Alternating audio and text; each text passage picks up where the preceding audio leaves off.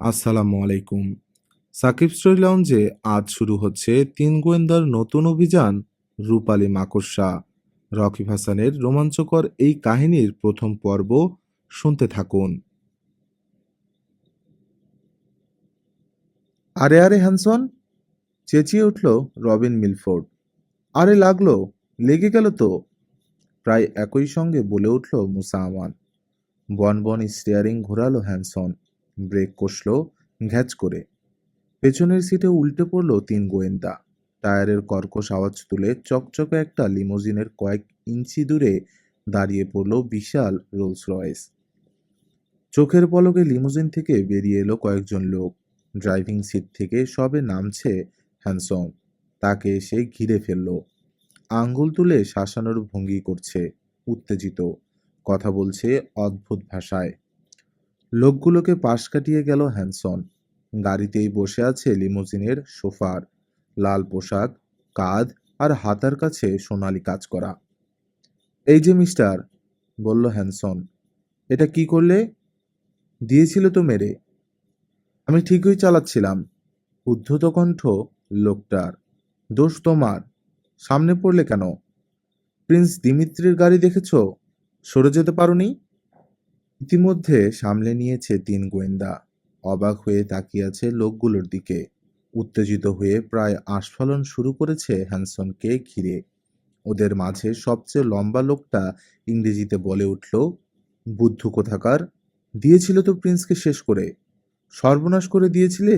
আর একটু হলেই তোমার শাস্তি হওয়া দরকার। আমি ঠিকই মেনেছি, আপনাদের ড্রাইভারই ট্রাফিক আইন মানেনি, দৃঢ় গলায় বলল হ্যানসন। পুরোপুরি ওর দোষ। কি প্রিন্স প্রিন্স করছে ওরা? রবিনের কানের কাছে বিড়বিড় করল মুসা। দুজনেই হুমড়ি খেয়ে পড়েছে এক জানালার ওপর। খবরের কাগজ পড়ো না নাকি? নিচু গলায় বলে উঠল রবিন। ইউরোপের ভেরেনিয়া থেকে এসেছে, পৃথিবীর সবচেয়ে ছোট 7টা দেশের একটা। আমেরিকা দেখতে এসেছে। খাইছে। কিশোরের মুখে সোনা বাঙালি বুলি ঝাড়ল মুসা। আর একটু হলেই তো গেছিল। দোষটা হ্যানসনের নয়, এই প্রথম কথা বলল কিশোর পাশা। চল নামি। সত্যিই কার দোষ ওদেরকে বুঝিয়ে দেয়া দরকার। তাড়াহুড়ো করে নেমে এলো তিন গোয়েন্দা। তাদের পরপরই লিমোজিনের পেছনের সিট থেকে নেমে এলো আরেক কিশোর। রবিনের চেয়ে সামান্য লম্বা, কুচকুচে কালো চুল, লম্বা করে ইউরোপিয়ান ছাদে কাটা। বছর দুয়েকের বড় হবে, চেহারায় অভিজাত্যের ছাপ। থামো তোমরা, নিজের লোকদের ধমক লাগালো সে। সঙ্গে সঙ্গেই চুপ হয়ে গেল লোকগুলো। হাত নাড়তেই ঝটপট পেছনে সরে গেল ওরা। হ্যানসনের কাছে এগিয়ে এলো ছেলেটা। ওদের হয়ে আমি ক্ষমা চাইছি। চমৎকার শুদ্ধ ইংরেজি। আমার শোফারেরই দোষ। কিন্তু ইয়োর হাইনেস, বলতে গিয়েও বাধা পেয়ে থেমে গেল লম্বা লোকটা। হাত নেড়ে থামিয়ে দিয়েছে তাকে প্রিন্স দিমিত্রি। ফিরে চাইল তিন গোয়েন্দার দিকে। কাজটা খুব খারাপ হয়ে গেছে, বলল প্রিন্স। দুঃখিত, তোমাদের ড্রাইভার খুব ভালো, তাই রক্ষে, নইলে মারাত্মক দুর্ঘটনা ঘটে যেত। বাহ, গাড়িটা তো খুব সুন্দর, রোলস রয়েসটা দেখিয়ে বলল। কিশোরের দিকে তাকালো। মালিককে? তুমি? ঠিক মালিক নই, বলল কিশোর, তবে মাঝে মধ্যে মালিকের মতোই ব্যবহার করি। রোলস রয়েস কি করে পেয়েছে ওরা, কতদিনের জন্য, সবকিছু ব্যাখ্যা করে বলার সময় এটা নয়। কঙ্কালদ্বীপ অভিযানের রিপোর্ট দিতে গিয়েছিল তিন গোয়েন্দা মিস্টার ডেভিস ক্রিস্টোফারের অফিসে। ওখান থেকে ফেরার পথেই এই অঘটন। আমি দিমিত্রি দামাইনি, ভেরেনিয়া থেকে এসেছি। নিজের পরিচয় দিল রাজকুমার। এখনও প্রিন্স পদবি পায়নি, তবে আগামী মাসেই অভিষেক অনুষ্ঠান হবে। আমার লোকেরা জানে, আগে হোক পরে হোক প্রিন্স আমিই হব, তাই ছোটবেলা থেকেই ওই নামে ডাকে। তোমরা কি পুরোদস্তুর আমেরিকান? পুরোদস্তুর বলে কি বোঝাতে চাইছে দিমিত্রি? বুঝতে পারল না রবিন আর মুসা। চুপ করে রইল। জবাব দিল কিশোর। ওরা দুজন আমেরিকান, দুই বন্ধুকে দেখিয়ে বলল সে। এখন আমিও তাই। বাবা এখানকার ন্যাশনালিটি পেয়ে গিয়েছিল, তবে আসলে আমি বাঙালি, বাংলাদেশি। পরস্পরের দিকে চেয়ে হাসল রবিন আর মুসা। জীবনে কখনো চোখেও দেখেনি, তবু বাংলাদেশকে কতখানি ভালোবাসে কিশোর পাশা জানা আছে তাদের। তাই তার কথায় আহত হলো না। আর তাছাড়া তেমন আহত হবার কোনো কারণও নেই। ওরাও পুরোপুরি আমেরিকান নয়। একজনের রক্তে রয়েছে আইরিশ রক্তের মিশ্রণ, আরেকজনের দাদার বাবা ছিল খাঁটি আফ্রিকান। পকেট থেকে একটা কার্ড বের করে বাড়িয়ে ধরল কিশোর। আমাদের পরিচয়। কার্ডটা নিল দিমিত্রি। 3 গোয়েন্দা। প্রশ্নবোধক: প্রধান কিশোর পাশা, সহকারী মুসা আমান, নথি গবেষক রবিন মিলফোর্ড। অপেক্ষা করে রইল 3 গোয়েন্দা।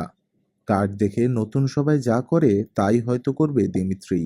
প্রথমেই প্রশ্ন করবে, প্রশ্নবোধকগুলোর মানে কি? ব্রোজাস, বলে উঠল দিমিত্রি। হাসল। সুন্দর করে হাসে রাজকুমার। ঝকঝকে সাদা দাঁত, মুসার মতো, তবে মারি বাদামি নয়, টুকটুকে লাল, ঠোঁটও তাই। ও, শব্দটার মানে বোঝনি? ভ্যারেনিয়ান ভাষায় এর মানে চমৎকার। তা এই প্রশ্নবোধকগুলো নিশ্চয়ই তোমাদের প্রতীক চিহ্ন। নতুন চোখে রাজকুমারের দিকে তাকালো 3 গোয়েন্দা। না, যা ভেবেছিল তা নয়, অনেক বেশি বুদ্ধিমান। দিমিত্রির প্রতি শ্রদ্ধা বাড়ল ওদের। পকেট থেকে কার্ড বের করলো দিমিত্রি, বাড়িয়ে দিল 3 গোয়েন্দার দিকে। এটা আমার কার্ড। কার্ডটা নিল কিশোর। দুপাশ থেকে তার গা ঘেঁষে এলো রবিন আর মুসা দেখার জন্যে। ধবধবে সাদা, চকচকে মসৃণ কার্ডটায় কালো কালিতে ছাপা দিমিত্রি দামিয়ানি। নামের ওপরে একটা ছবি, উজ্জ্বল রঙে ছাপা। সোনালি জালের মাঝখানে বসে আছে একটা রূপালী মাকড়সা। এক পায়ে ধরে রেখেছে তলোয়ার। ছোট্ট ছবিতে এতগুলো ব্যাপার নিখুঁতভাবে ফুটিয়ে তোলা খুব মুশকিল, তবু যথাসাধ্য চেষ্টা করেছে শিল্পী। রূপালী মাকড়সা, বলল রাজকুমার। আমার, মানে ভ্যারেনিয়ান রাজবংশেরই প্রতীক চিহ্ন এটা। নিশ্চয়ই অবাক হচ্ছ, একটা মাকড়সা কি করে এত সম্মান পায়? সে অনেক লম্বা চওড়া কাহিনী, এখন বলার সময় নেই। একে একে 3 গোয়েন্দার সঙ্গে হাত মেলালো দিমিত্রি।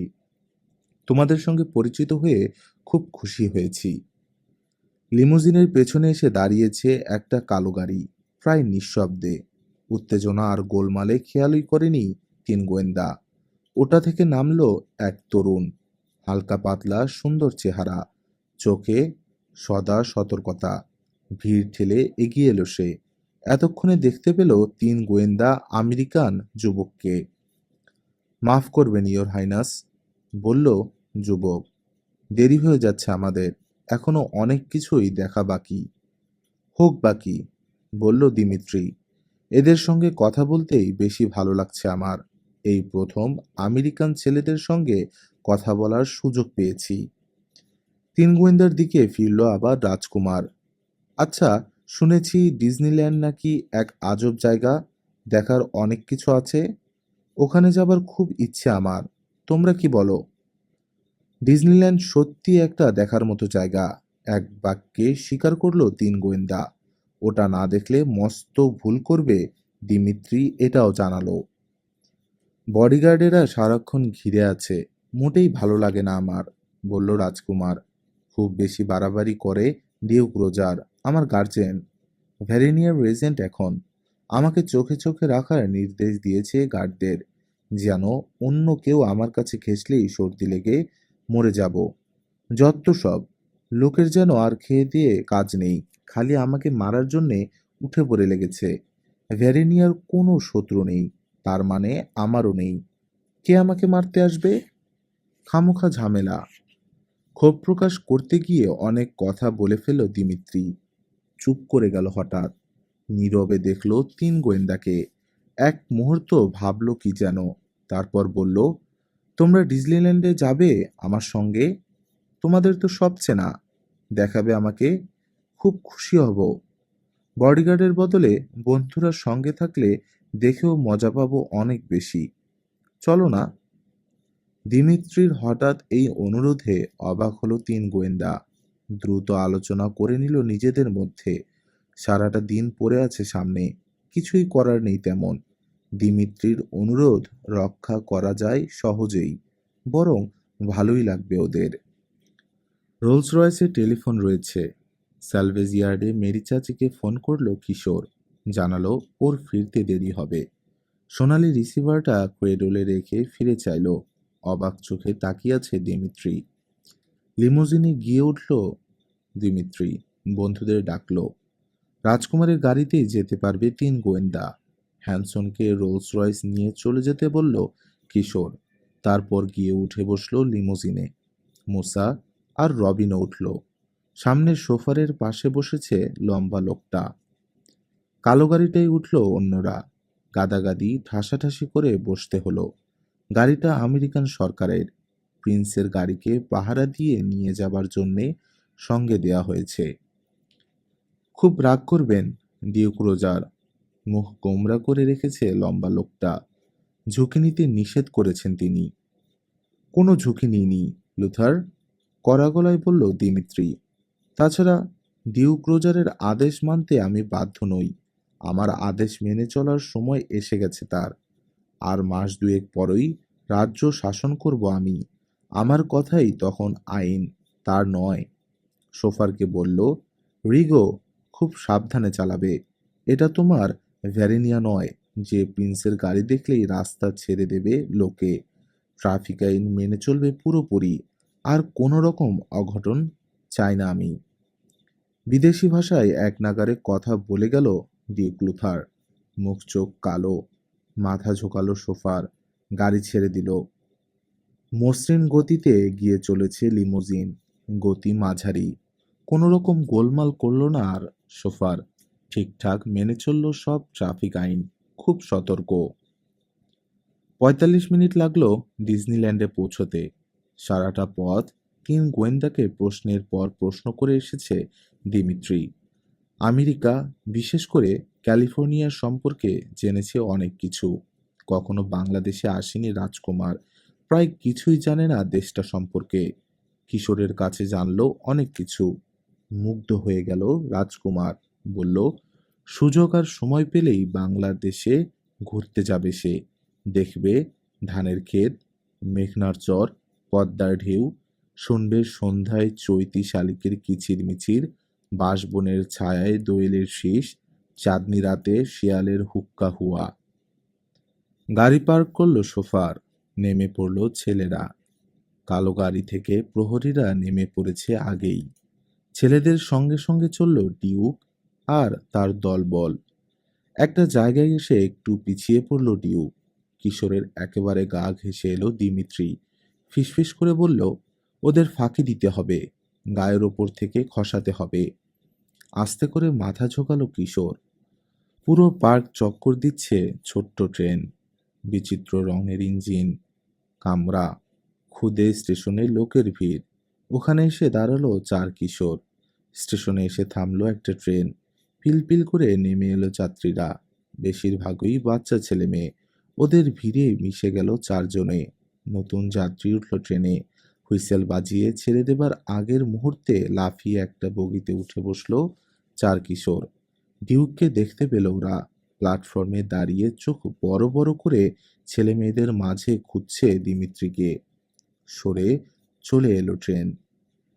ট্রেনে বসেই বার্কের অনেক কিছু চোখে পড়ে। দেখলো দিমিত্রি। কোনটা কি বুঝিয়ে দিল তিন গোয়েন্দা। বেশ আনন্দেই কাটলো সময়টা। পুরো পার্ক একবার চক্কর দিয়ে আবার স্টেশনে এসে থামলো গাড়ি। দাঁড়িয়ে আছে ডিউক লুথার। তাকে ঘিরে রয়েছে দেহরক্ষীরা।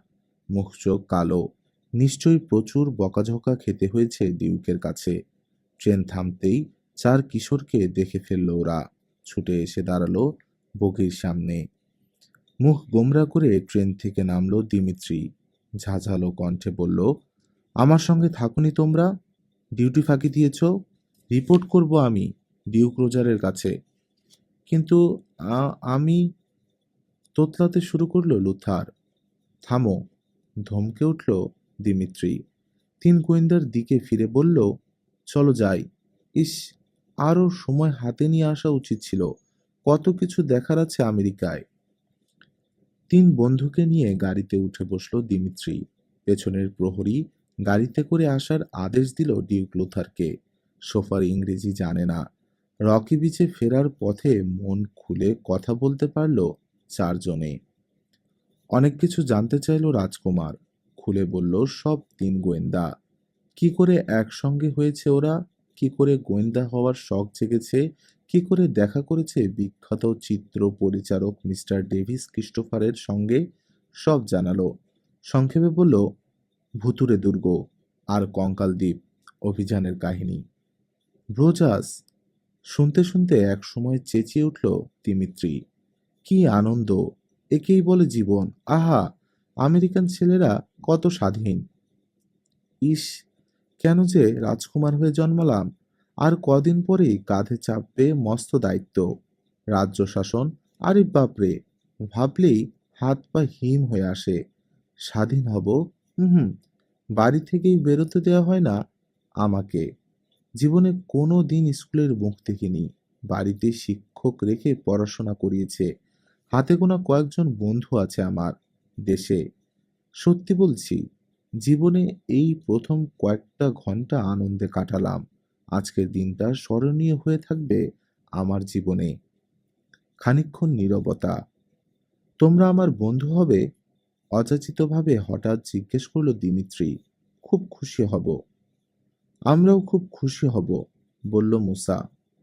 থ্যাংক ইউ, হাসল রাজকুমার। তোমরা জানো না, জীবনে আজই প্রথম তর্ক করেছি ডিউক লুথারের সঙ্গে। তোমাদের সঙ্গে মিশেছি, এটা মোটেই ভালো লাগছে না তার। জানি, ফিরে গিয়ে সব লাগাবে রিজেন্টের কাছে।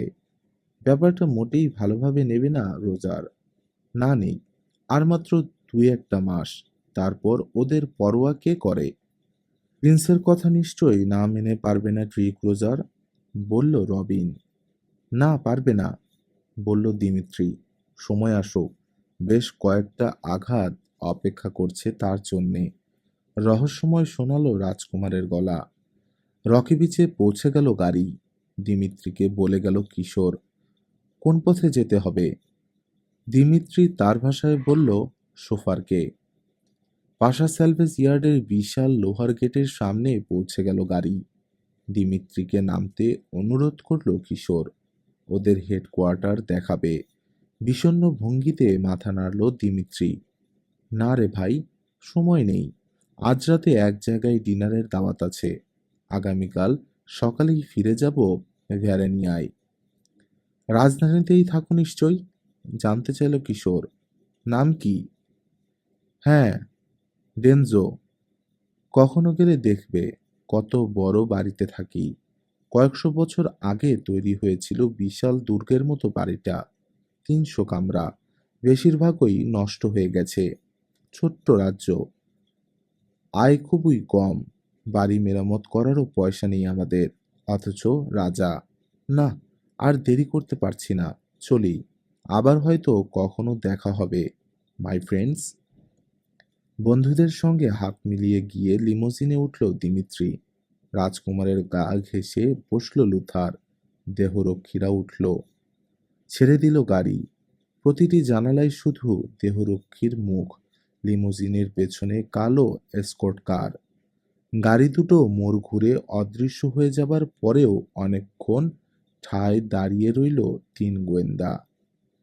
একজন রাজকুমার এত ভালো হতে পারে জানতাম না, কথা বলল মুসা। কিশোর, কি ভাবছ? নিচের ঠোঁটে চিমটি কাটতে শুরু করেছ? চোখ মিটমিট করে তাকালো কিশোর। ঠোঁট থেকে সরিয়ে নিল আঙ্গুল। ভাবছি না, সত্যি আশ্চর্য। কি? সকালের ব্যাপারটা। অ্যাক্সিডেন্ট হয়েই যাচ্ছিল। হ্যানসন ঠিক সময়ে গাড়ি না থামালে। কেন, আশ্চর্য লাগেনি তোমাদের কাছে?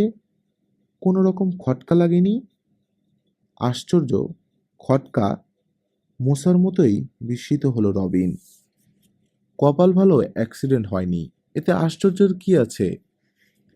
আসলে কি বলতে চাইছো বলে ফেলো তো, বলল মুসা। রিগো, মানে দিমিত্রির সোফার, বলল কিশোর। পাশের রাস্তা থেকে বেরিয়ে এসে সামনে পড়ল।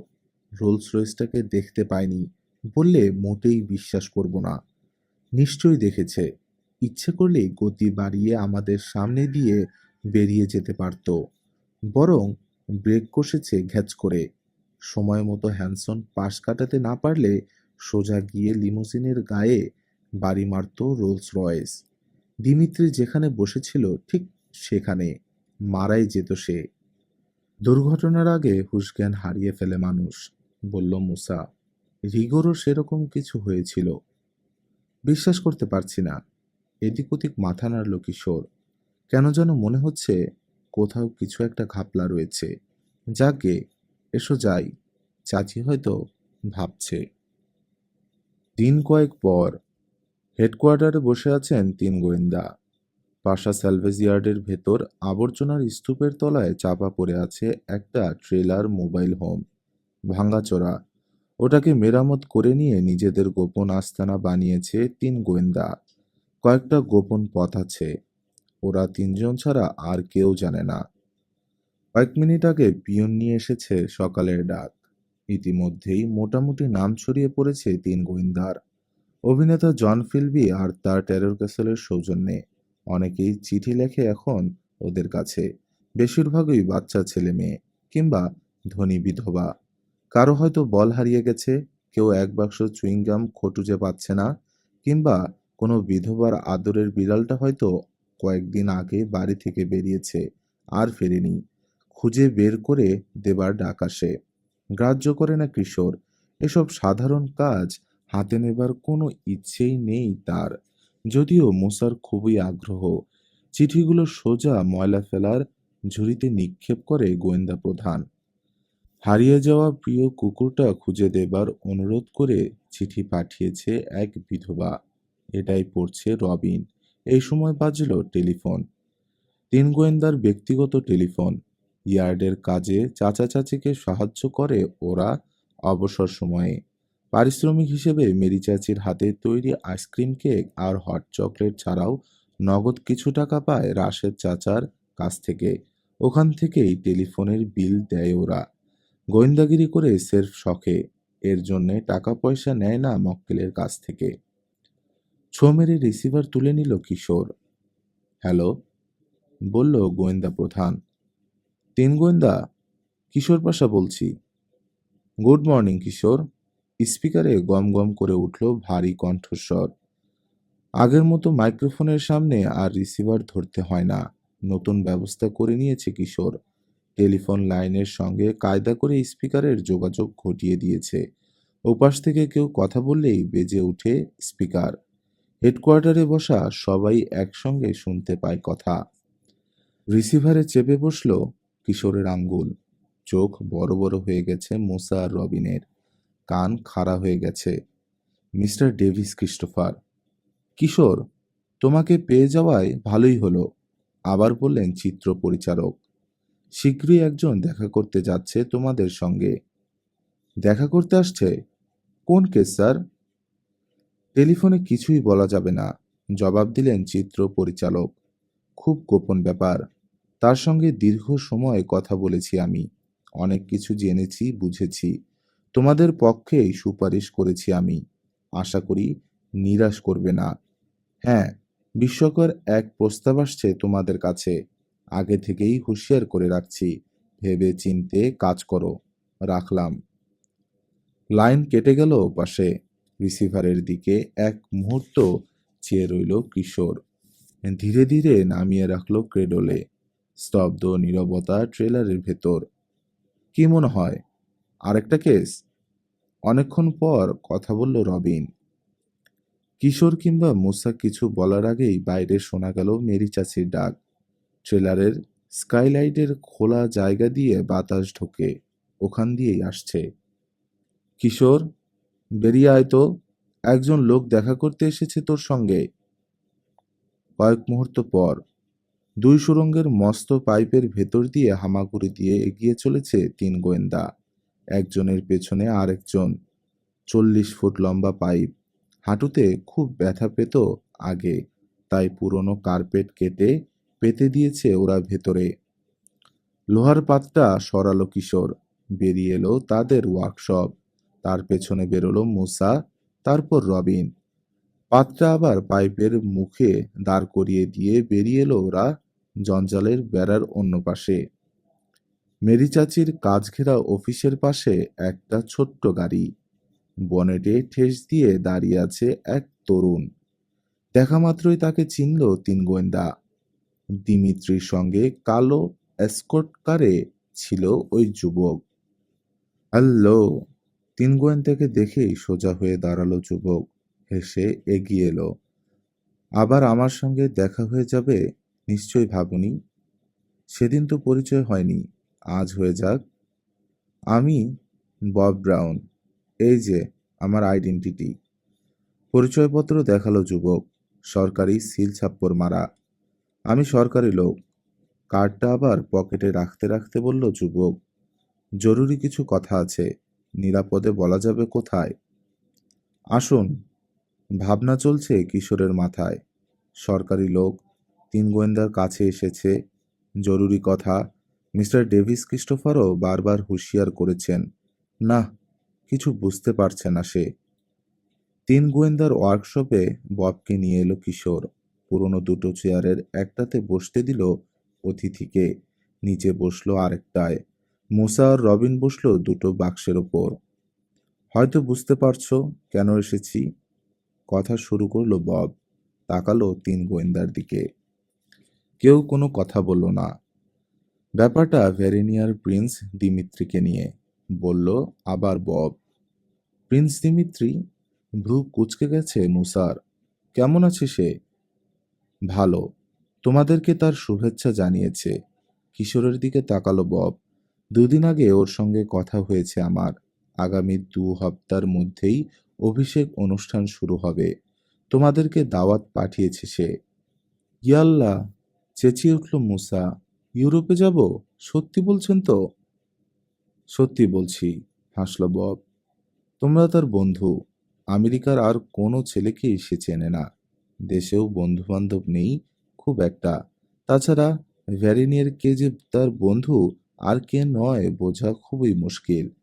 রাজকুমারের সঙ্গে ভালো ব্যবহার করবে সবাই, তাকে তোয়াজ করে খুশি রাখতে চাইবে, এটাই স্বাভাবিক। এতে আর যাই হোক বন্ধুত্ব গড়ে ওঠে না।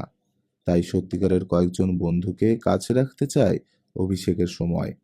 আসল কথা কি জানো, আইডিয়াটা আমি ঢুকিয়েছি তার মাথায়। আপনি? রবিন কথা বলল। কেন? কারণ আমাদের, মানে আমেরিকানদের কিছু স্বার্থ জড়িত রয়েছে, বলল বব। শান্তির দেশ ভ্যারেনিয়া, অন্তত এতদিন তাই ছিল। কোনো শত্রু নেই। সুইজারল্যান্ডের মতো ওভাবেই থাকুক, এটাই চায় আমেরিকান সরকার। কোনো শত্রু দেশ ওখানে আস্তানা গেড়ে আমাদের অসুবিধা করুক, এটা মোটেই কাম্য নয়। কিন্তু এতক্ষণে কথা বলল কিশোর। ভ্যারেনিয়ার মতো ছোট দরিদ্র একটা দেশ কি এমন দিতে পারে আমেরিকাকে? পারে পারে।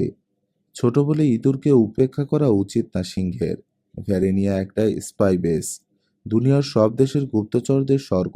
যাকগে, ওসব বলার দরকার নেই এখন। তো তোমরা যাবে? চোখ মিটমিট করছে তিন কিশোরী। যাবার জন্যে ওরা এক পায়ে খাড়া। কিন্তু কিছু সমস্যা আছে। যেমন এতদূরে অজানা অচেনা জায়গায় যেতে মত দেবেন কিনা অভিভাবকেরা, খরচ দেবেন কিনা ইত্যাদি। বব ব্রাউনকে জানালো ওরা সে কথা। ওসব কোনো সমস্যাই না, বলল বব। রবিন আর মুসার বাবাকে ফোন করবেন মিস্টার ক্রিস্টোফার। তোমাদের সব দায়িত্ব আমার ওপর, সে কথা বলে দেবেন। কিশোরের চাচির সঙ্গে আমি কথা বলবো। মনে হয় না অরাজি হবেন। আর টাকা পয়সার কোনো ভাবনা নেই। সব খরচ বহন করবে আমাদের সরকার। দেশের একটা সম্মান আছে, সেটা বজায় রাখতে হবে। যত খুশি খরচ করো ভেরেনিয়ায়। পুরো দস্তুর আমেরিকান সেজে থেকো, কোনো বাধা নেই। হাসি একান ওকান হয়ে গেল মোসার। রবিনের চোখও চকচক করছে, কিন্তু কিশোরের চেহারা দেখে বোঝা গেল না খুশি হয়েছে কিনা। কিন্তু ভ্রুকুটি করল কিশোর। আমেরিকান সরকারের এত খরচ কেন? টাকা পয়সা খরচের ব্যাপারে কোনো দেশের কোনো সরকারই দরাজহস্ত নয়। আমাদের সরকারও এর বাইরে নন। মিস্টার ক্রিস্টোফার বলেছেন, তোমরা খুব বুদ্ধিমান। হাসল বব। বুঝতে পারছি। ঠিকই বলেছেন। ঠিক আছে, বলেই ফেলছি। জুনিয়র এজেন্ট হিসেবে তোমাদেরকে ভ্যারিনিয়ায় পাঠাতে চাইছেন ইউএস সরকার। তার মানে? তার মানে প্রিন্স দিমিত্রির ওপর গুপ্তচরগিরি করতে? হতবুদ্ধি হয়ে গেছে যেন মুসা। জোরে জোরে মাথা নাড়ল বব। মোটেই না, তবে চোখ খোলা রাখবে। সন্দেহজনক যে কোনো ঘটনা চোখে পড়ুক কিংবা কথা কানে আসুক, সঙ্গে সঙ্গে রিপোর্ট করবে। ভেতরে ভেতরে সাংঘাতিক কিছু একটা ঘটছে ভ্যারিনিয়ায়। শীঘ্রই হয়তো বিস্ফোরণ ঘটবে। কি হচ্ছে বা হবে কিছু জানি না আমরা। সেটা জানতে আমাদেরকে সাহায্য করবে তোমরা। আশ্চর্য!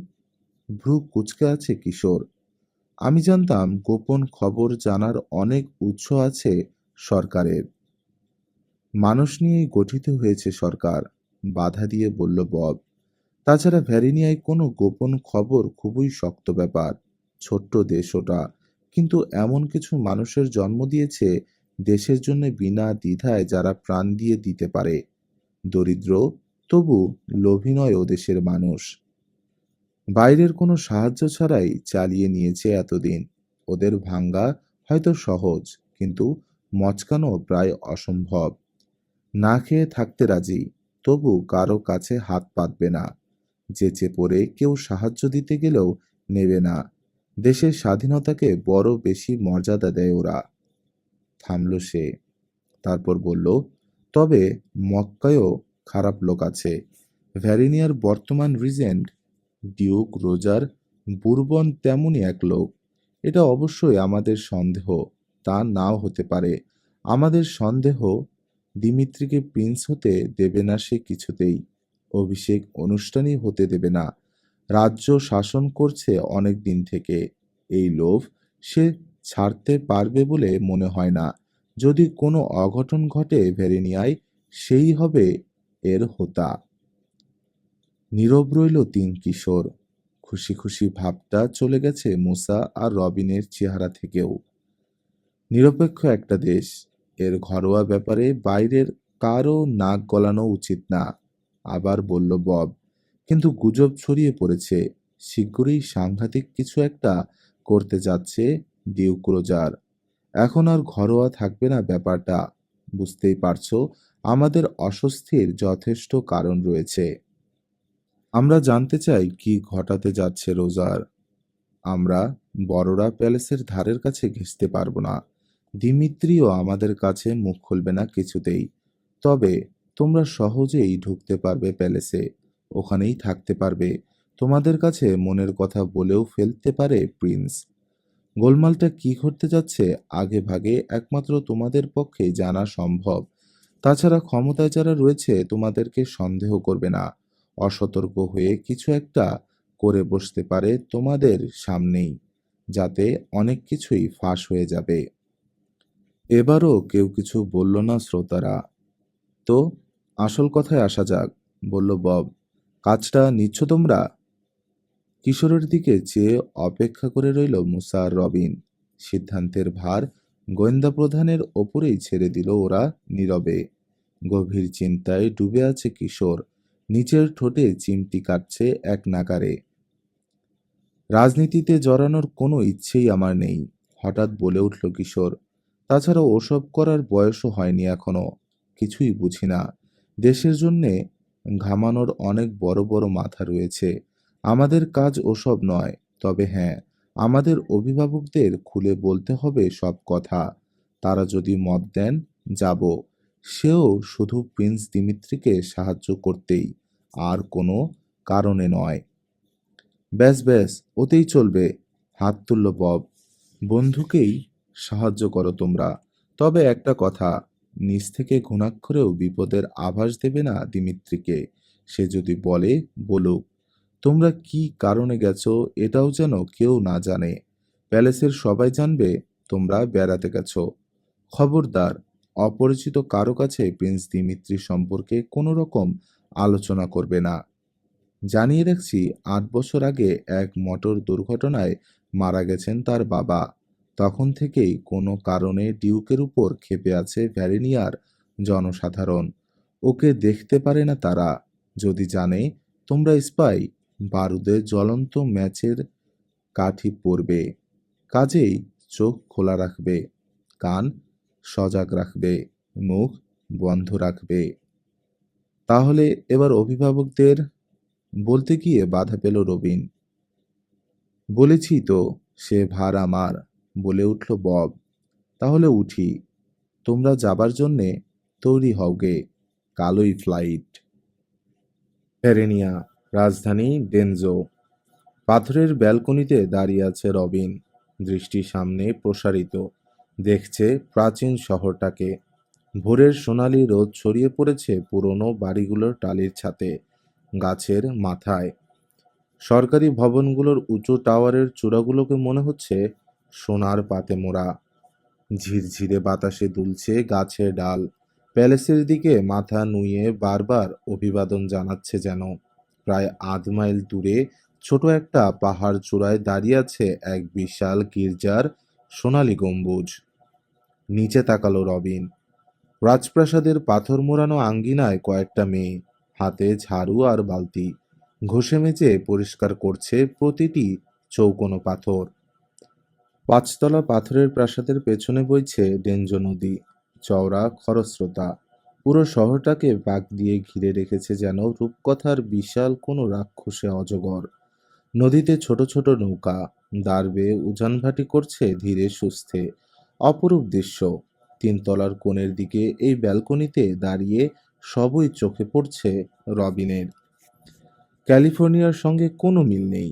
বিশাল জানালার টপকে এসে ব্যালকনিতে নেমেছে মুসা। রবিনের পাশে এসে দাঁড়ালো। অনেক পুরনো শহর, দেখেই বোঝা যায়। 1335 সালে প্রতিষ্ঠিত হয়েছিল, বলল রবিন। নতুন কোথাও যাবার আগে পড়াশোনা করে জায়গাটা সম্পর্কে ভালো মতো জেনে নেয়া তার স্বভাব। বাড়ি থেকে একটা বই নিয়ে নিয়েছিল সঙ্গে, প্লেনে বসে পড়েছে। বারবার আক্রমণ করেছে হানাদাররা, ধ্বংস করে দিয়েছে। প্রতিবারেই আবার নতুন করে গড়া হয়েছে শহর। তবে সে সবই 1675-এর আগে। তারপর ঘটল বিদ্রোহ রাজপরিবারের বিরুদ্ধে। সেই বিদ্রোহ দমন করেন প্রিন্স পল। রাতারাতি জাতীয় হিরো বনে গেলেন তিনি, আমাদের জর্জ ওয়াশিংটনের মতো। আবার গড়া হলো শহর, সেই শেষ। এখন যা কিছু দেখছো বেশিরভাগই তৈরি হয়েছে সেই 300 বছর আগে।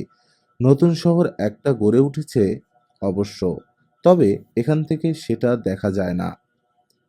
পুরোনোটাই ভালো লাগছে আমার, বলল মুসা। আচ্ছা, দেশটা কত বড় বলতে পারো? মাত্র 50 বর্গ মাইল, বলল রবিন। ক্ষুদে একটা দেশ। ওই যে দূরে পাহাড়গুলো দেখা যাচ্ছে, ওটা ভ্যারেনিয়ার সীমান্ত। পাহাড়ের পাশটা পড়েছে দেশের ভেতরে, ও পাশটাও অন্য দেশ। ডেনজো নদীর উজান বেয়ে গেলে মাইল 7 হবে। প্রচুর আঙ্গুরের ফলন হয়। এর উপর ভিত্তি করে গড়ে উঠেছে অনেক মদ চলাইয়ের কারখানা। মসলিন জাতের মিহি কাপড় তৈরির কারখানা আছে বেশ কিছু। তবে বেশিরভাগ বিদেশি টাকা আসে ট্যুরিস্টদের কাছ থেকে। দেশটার অপরূপ সুন্দর দৃশ্য দেখার জন্যে আসে তারা। ভিড় করে থাকে সারা বছরই। শুধু এ কারণেই বেশিরভাগ দোকানদার আজও পুরনো ফ্যাশন জিইয়ে রেখেছে। পুরনো ধাঁচের পোশাক পরে, আচার ব্যবহার কথাবার্তার ধরনও 300 বছরের পুরনো। বাবা, পুরোপুরি ভূগোলের ক্লাস। ব্যালকনিতে নেমে এসেছে কিশোর, পরনে স্পোর্টস শার্ট, বোতাম আটছে। সামনের দৃশ্য একবার দেখেই সমজদারের মতো মাথা নাড়ল। না, সুন্দর বলতেই হবে। সিনেমার সেটের জন্যে তৈরি করে রাখা হয়েছে যেন। মাস্টার সাহেব, বলতে পারো গির্জাটার নাম কি? ওই যে পাহাড়ের চূড়োয়। সেন্ট ডোমিনিকস, সঙ্গে সঙ্গে জবাব দিল রবিন। দেশের সবচেয়ে বড় গির্জা, একমাত্র সোনালী গম্বুজ, দুটো বেল টাওয়ার।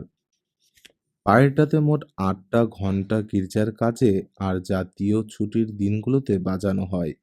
ডানের টাওয়ারের আছে মাত্র একটা, অনেক পুরনো, বিশাল নাম, প্রিন্স পলের ঘন্টা। ইতিহাস আছে ওটার।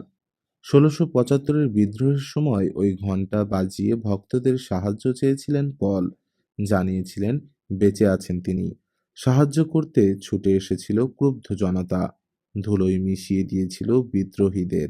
এরপর থেকে রাজপরিবারের কাজেই শুধু ব্যবহার করা হয় ঘণ্টাটা। যেমন আগ্রহী হয়ে উঠছে কিশোর।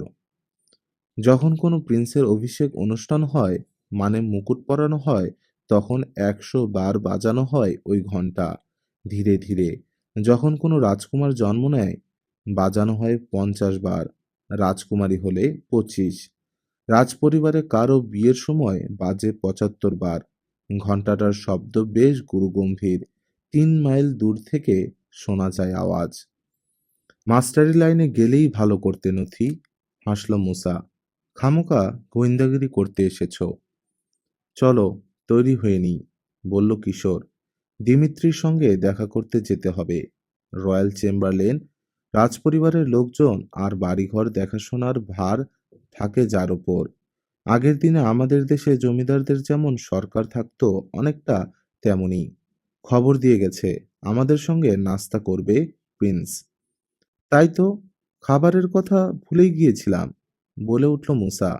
পেটের ভেতর ছুঁচোর কেত্তন শুরু হয়ে গেছে। তাড়াহুড়ো করে লাভ হবে না, বলল কিশোর। এ তোমার নিজের বাড়ি নয় যে যা খুশি করতে পারবে। এটা রাজবাড়ি। এখানে কিছু নিয়ম কানুন আছে, ওগুলো মেনে চলতে হবে। খিদে লাগলেই খেতে বসে যেতে পারবে না। ওদের সময় হলে ডাকবে।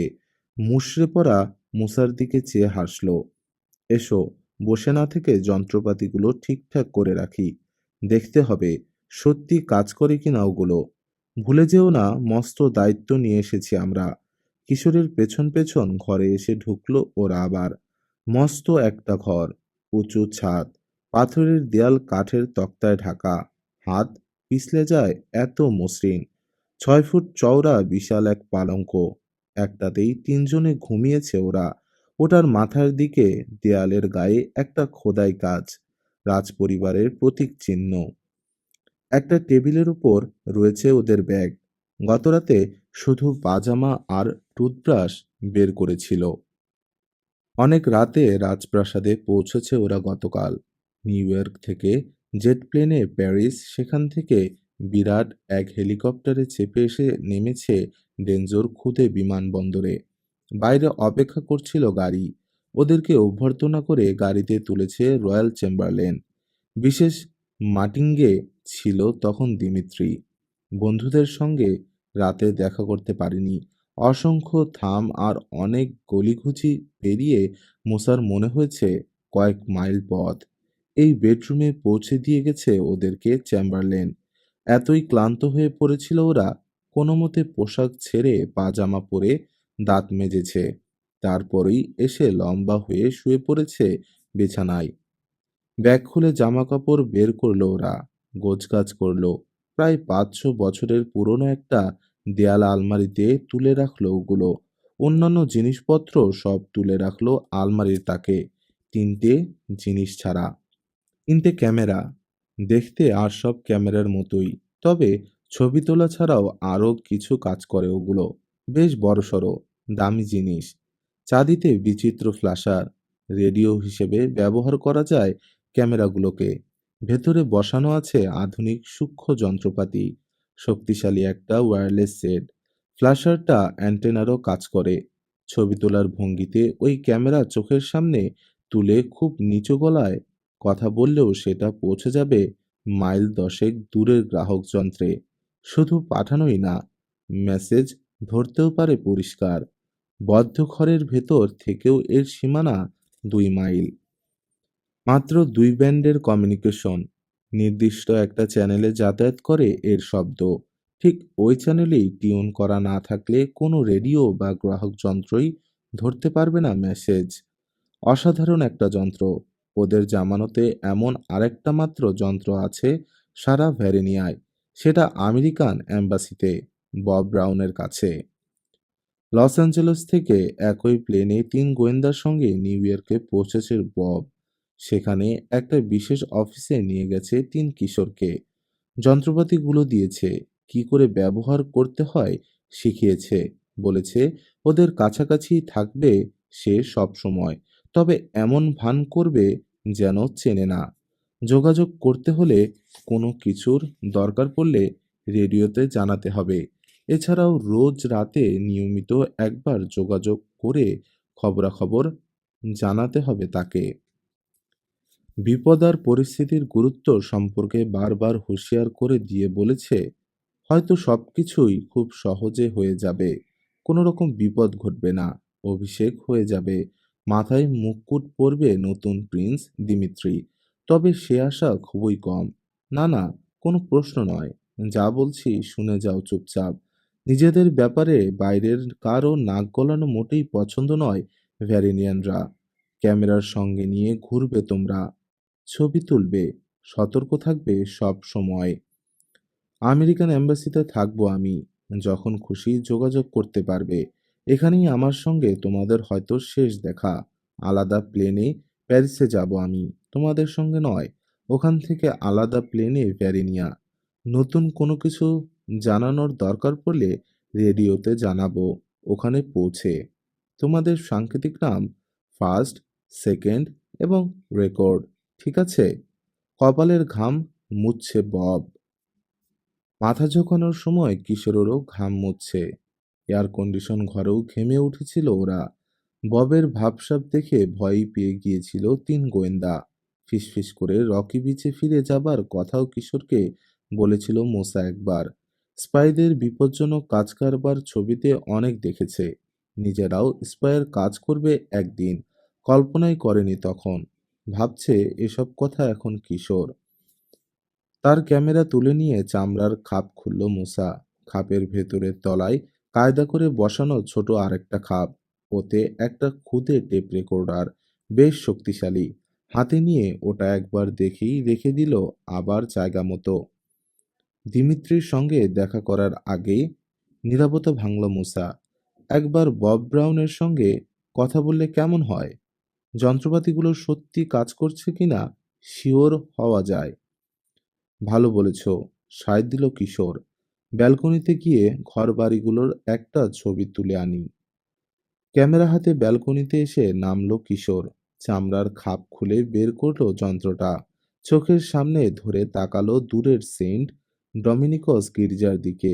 টিপে দিল রেডিওর বোতাম। ফার্স্ট বলছি। ভিউ ফাইন্ডারের দিকে চেয়ে নিচু গলায় বলল কিশোর, ফার্স্ট রিপোর্টিং, শুনতে পাচ্ছেন? প্রায় সঙ্গে সঙ্গেই জবাব এলো। মাত্র ৩ হাত দূরে দাঁড়িয়ে আছে যেন কণ্ঠস্বরের মালিক। শুনতে পাচ্ছি। বব ব্রাউনের গলা। ঠিক চেনা যাচ্ছে। কোনো কথা আছে? যন্ত্রটা পরীক্ষা করছি। প্রিন্স দিমিত্রির সঙ্গে দেখা হয়নি এখনো। একসঙ্গে নাস্তা করব। ভালো। সতর্ক থাকবে। আমাকে সব সময়ই পাবে। Over and out. চমৎকার, আপন মনেই বলল কিশোর। আবার এসে ঢুকলো ঘরে। ঠিক এই সময় দরজায় টোকার শব্দ হলো। দরজা খুলে দিল মুসা। দাঁড়িয়ে আছে প্রিন্স দিমিত্রি দামিয়ানি। হাসি ছড়িয়ে পড়েছে সারা মুখে। দুহাত বাড়িয়ে প্রাণ ছুটে এসে ঘরে ঢুকলো দিমিত্রি। খাঁটি ইউরোপীয় কায়দায় জড়িয়ে ধরল তিনজনকে। তোমরা এসেছো, কি যে খুশি হয়েছি। অভ্যর্থনার পালা শেষ হলো। জিজ্ঞেস করলো দিমিত্রি, ব্যালকনি থেকে কেমন লাগলো আমার দেশ? দারুণ, বলে উঠল মুসা। এখনো তো কিছুই দেখনি, বলল দিমিত্রি। তবে এসে যখন পড়েছ সবই দেখতে পাবে একে একে। চলো আগে নাস্তা সেরে নিই। দরজা দিয়ে বাইরে উকি দিল দিমিত্রি। নিয়ে এসো, জানালার ধারে বসাও। ঘরে এসে ঢুকলো ৮ জন চাকর। টকটকে লাল পোশাকে সোনালি কাজ করা।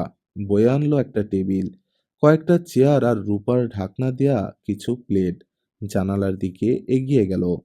বন্ধুদের সঙ্গে অনর্গল কথা বলে গেল দিমিত্রি। তুষার শুভ্র লিনেনের টেবিল ক্লথ বিছালো চাকররা। তার উপর রাখলো রূপার ভারী বাসনগুলো।